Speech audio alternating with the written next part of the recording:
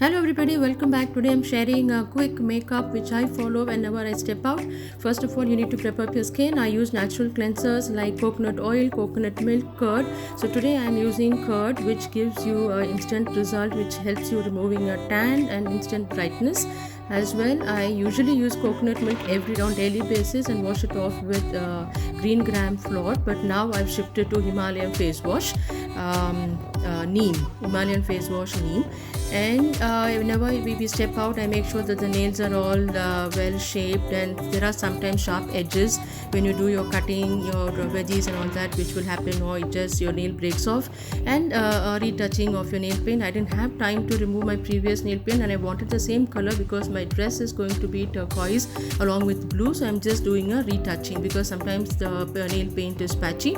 So this is a dress which is 5 years old, and the jeggings are from West Side, and these are the products I have been using from more than 2 decades. It is a Lotus product, Lotus sunscreen, which is about $3.95 you get in Health and Glow. And next I've used Lakme Absolute Rose Fair, which is for your uneven skin tone, which really helps you to even up your skin tone. And golden eyeliner, and Maybelline Colossal Kajal is my favorite, and since it's been launched I've been using it. Doesn't smudge, it is 24 hours guaranteed throughout. You can use them. This is Just Herb lips and cheek tint. Absolutely beautiful product, very handy and very mild. And along with the lipsticks, like I use Lakme, I use Maybelline Revlon, and there's also Revlon Skin Light, which is I use for to illuminate your skin. It's a bronze light loose powder which I use for my cheeks, around 710 rupees. And you add on with your accessories, because this is a turquoise earring I would like to use.